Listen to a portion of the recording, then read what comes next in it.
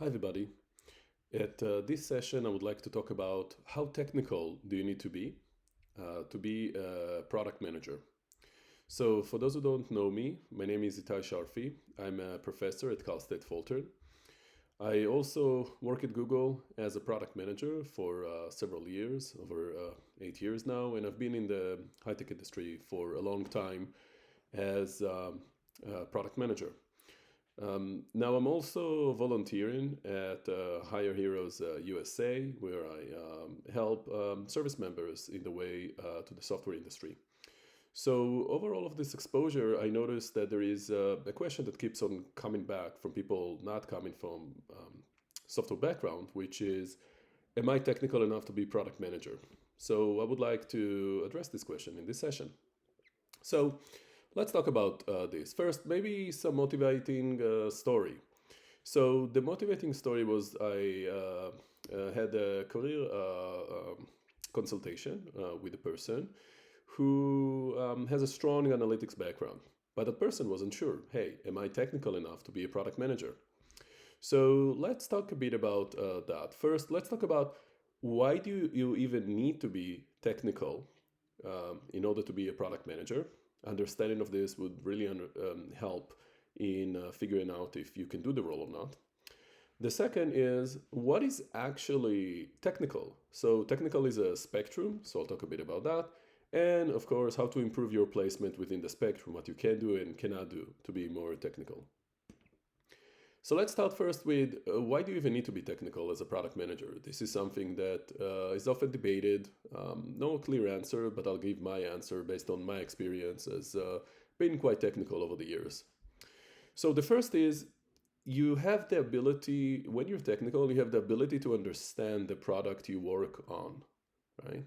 So you understand what it is and you understand how it works, give or take, and how a user may interact with it, and how would that influence the product. So as your product is more technical, then more technical skills are often needed. For example, let's assume that you want to understand the privacy implications of a new feature that you're asking for, maybe the cost. Being technical really helps there. The second is just to have effective communication with engineering teams.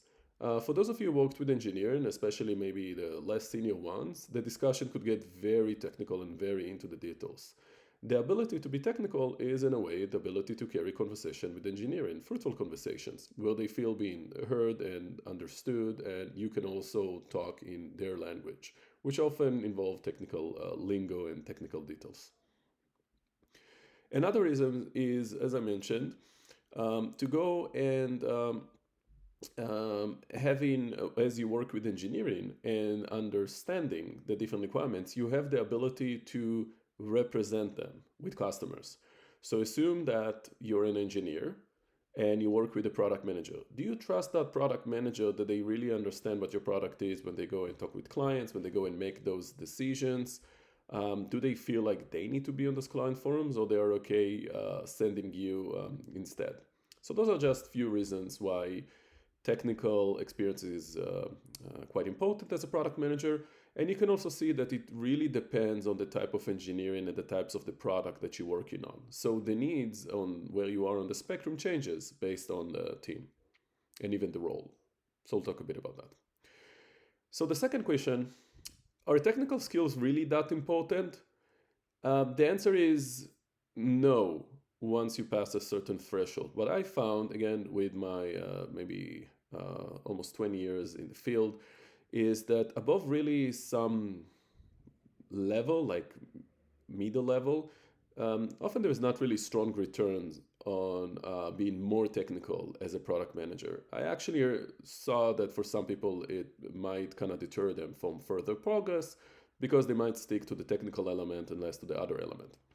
So one of the things here is that even at software companies, often when I see, again, like the different roles and maybe the different opportunities, do not always require technical skills in the highest level. You need to be technical, but not at the extreme level. So we'll talk about what this is. Domain expertise is way more important. So what it means is, let's assume that you want to come into a company in the, let's say, I don't know, insurance tech, fintech. have a deep understanding of that domain is often more important. Why? Because you are the voice of the customer. So you're supposed to know much, much better than engineering how the customer will interact, think about the product, what they're going to buy, what they're not going to buy, because in the end, you are the one that helps engineering with prioritization. So this is an area of differentiation. You're not going to differentiate yourself because you're so much better at engineering than the engineers, but you are going to differentiate yourself because you know the domain much better. That's why domain expertise matter. The second thing that really matters is soft skills, because you are working in challenging environment where sometimes there is friction, and product managers is like a support function. So what does it mean? It means that engineers don't have to listen to you. You support them. So it's really important to have soft skills in order to work with different stakeholders across the company. So I would say that actually domain expertise and soft skills are more important than having high technical skills. And we'll talk about what does it mean. What does it mean, like this minimum bar? So with that, let's go to the 5 different levels of technical skills for a product manager. And then I'll also explain how to know at which level you are. So the first is basically level 0. Level 0 means that you're not technical. What does it mean that you're not technical? Non-technical means you cannot search for data. So what it means is if there is a technical problem, you have to ask engineering. You cannot like carry your own weight and search. So that means that in a way you are a tax on that engineering whenever there is a technical issue, because they have to explain it to you and you cannot do your own due diligence on your own work.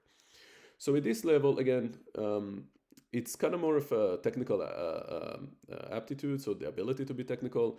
In many cases, you relies entirely on your technical team for advice and for decision making.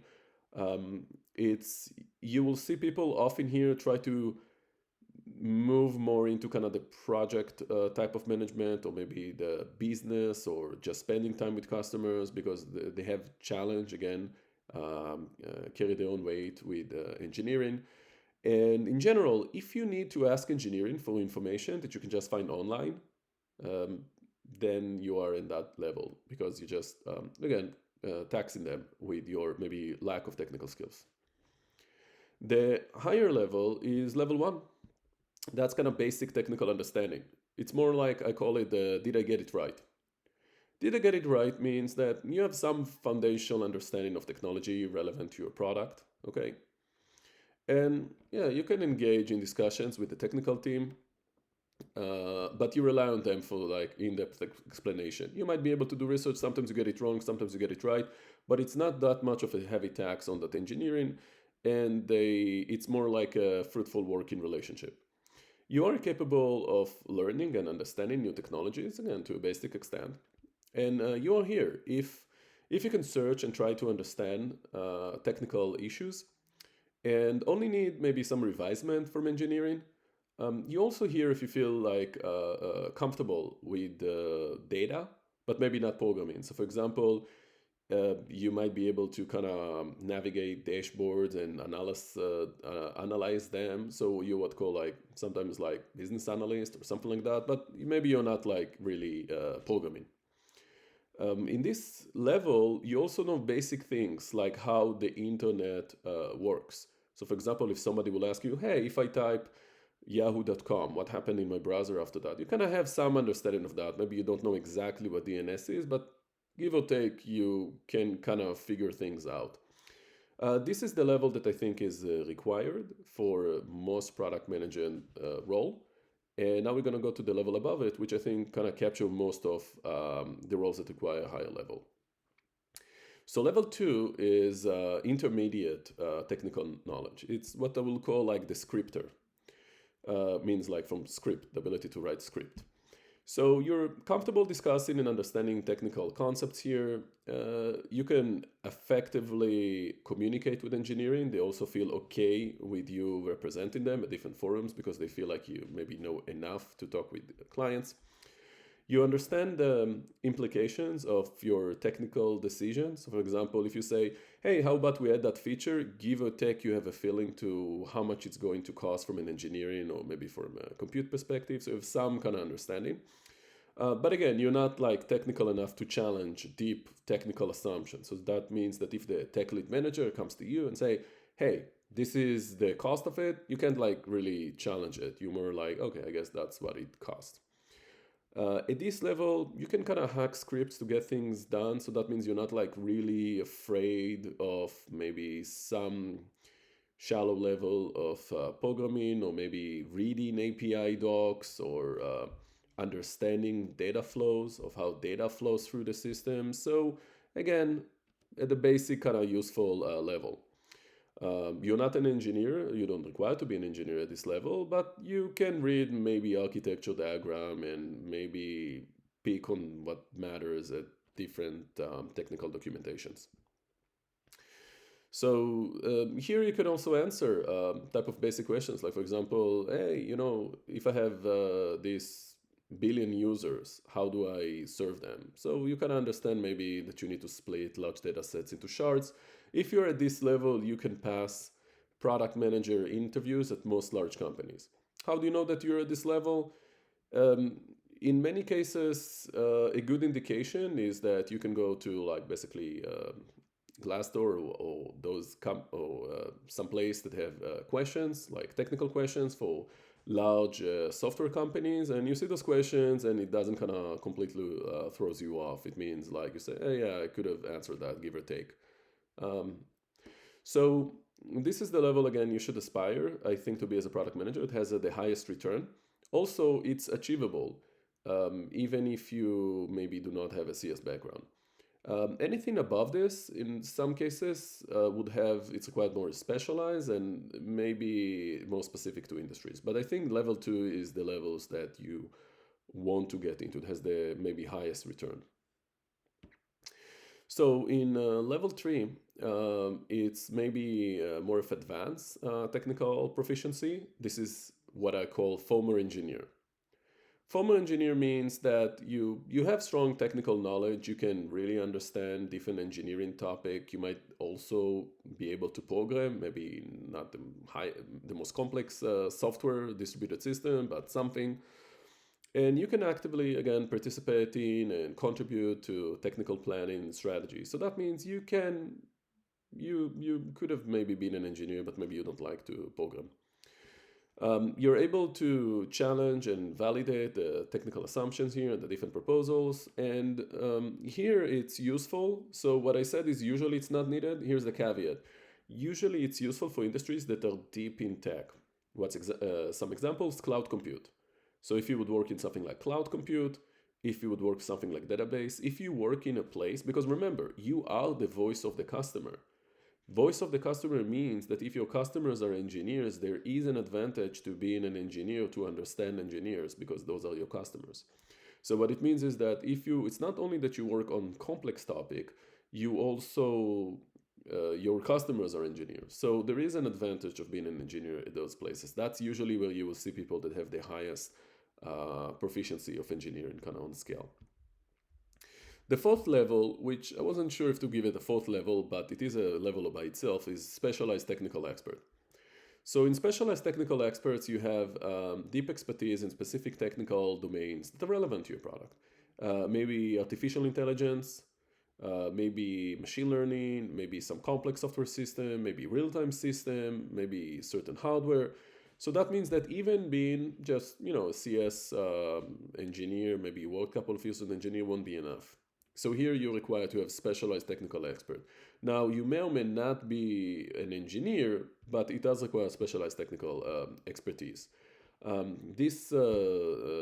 you need to lead technical vision and strategies. You really need to understand the specific technology. And it often requires in highly technical industries. I gave an AI, maybe drones, that's a similar one, real-time system, maybe self-driving cars, something that's quite specific there. Now, after we talked about this, let's talk about how to improve. So I said, you are at a certain level, 0, 1, 2, and you want to improve. How do you do that? So to go from level 0, which is if you remember the can search, please help me, to level 1, did I get it right? You need to stop asking engineering for what you can figure out yourself. So it's more like an attitude change. I find it to be, again, a personality trait.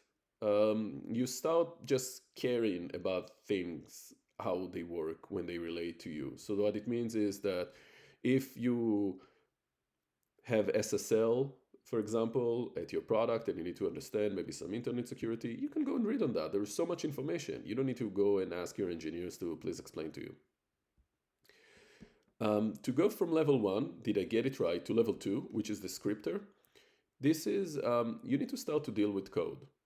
So when I say start to deal with code, it doesn't mean that you necessarily become a distributed engineer, but you need to have some access to code, some affinity. So it doesn't need to be fancy. I mean, you could do maybe some courses on Coursera, you can do bootcamp, you can maybe program a website, program an app for Android or for iPhone, just as an independent project. Or maybe just, write some SQL scripts, start to analyze data at your company. Try to use technology or scripting in order to advance what you want to do. So in this case, what is the goal of that? The goal of that is that you can understand API, you can read API, you become more technical and less concerning maybe when something is a bit more technical. You know that you can do things at least on the scripting level. To go from level 2, which is the scripter, to level 3, which is the formal engineers, is much harder, just to be fair. It usually requires the equivalent of a technical degree or technical experience. You can, however, with the right mentorship, get there. I've seen many people becoming like even an engineer maybe from business analyst just by having mentorship. So if your company offers you a way to be more technical, and this is by the way applicable for all roles, and you want to be more technical, take advantage of that. Lots of people don't like the more technical aspects because, to be frank, it's hard. So it's a lot of opportunities for someone to increase themselves. If, for example, you work on usability and you want to work more on security or more backend, your company might have opportunities for you. To go to level 4, which is the specialized, you just need to find a company in that space and just spend time doing that. That's the best way. And again, don't be afraid of a technical project. Now, it's important to note when I say technical, in many cases, technical experience is not like that required. So, and even if it's required, we need to remember product management teams are often diverse on the technical skills. So even within the same teams, I've seen many times one person would be very technical, working on like maybe some backend or security stuff. Another person would do usability, working on some front-end stuff. Another person would do user experience. Another person might be more kind of client-oriented and do the domain engagement. So even within the same company, it's important to understand that there are different levels within the same team of technical experience. So that means there is always an opportunity to shine with your own experience. And then once you're in the team, of course, you can get projects that are more and more technical. So this is maybe something to keep in mind. So maybe to conclude the video, I explored today maybe the diverse skills that you can have in order to become more of a technical product manager. As I mentioned, it's often not a blocker. Many technical, maybe many product managers' roles are not that technical. And even if you need technical, then often the bar is something that is within reach. And remember that you have also a unique blend of technical know-how and skills and domain expertise and soft skills that might even be more valuable than maybe being a bit higher on the technical skills. And yeah, product managers, they come from diverse background. If you think that you're not technical enough to be a PM, 2 quick fixes. First, just increase your level of technical skills. Often, at least on the level 2, the scripters is within reach. I think most people can reach that. And it doesn't require you like a another 4-year degree. Or just apply for a position or even within a role that maybe requires maybe level 1 or maybe level 2 type of skill set. You're welcome to drop your thoughts in the comments below if you like this video. You're welcome to like it, recommend it to your friend, and subscribe. Thank you very much.